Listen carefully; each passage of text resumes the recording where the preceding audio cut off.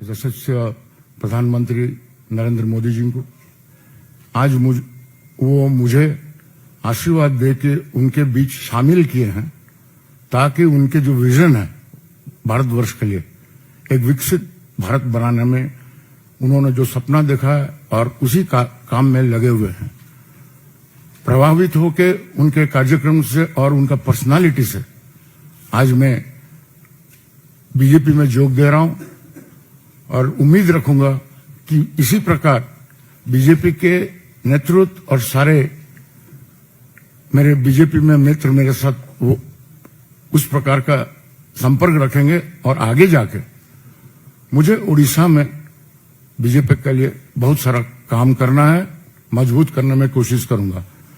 मेरे बड़े भाई मनमोहन सामल जी तो शामिल है, आपन को धन्यवाद दूची कि आज आपण मत बीजेपी रे मिसैले। अनेक बीजेपी नेता अछंती ताका ना नेबी नाही जो मानक लागि आज मु बीजेपी रे मिसुची। विशेष करी प्रधानमंत्री जहाँकर विजन रे आज ओडिशा विकसित होगा को जाऊची से योजना रे मु शामिल हेली।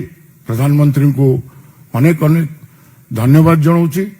से मते तांकर ये विजन रे भारतवर्ष पई ओडिशा पई जो स्वप्न देखिसंती ताको साकार करिवारे से मते गोटे गुणचुमुसा पूरी सहयोग करिया को जो सुजोग दैछंती मु तांको अनेक अनेक धन्यवाद जनाऊची।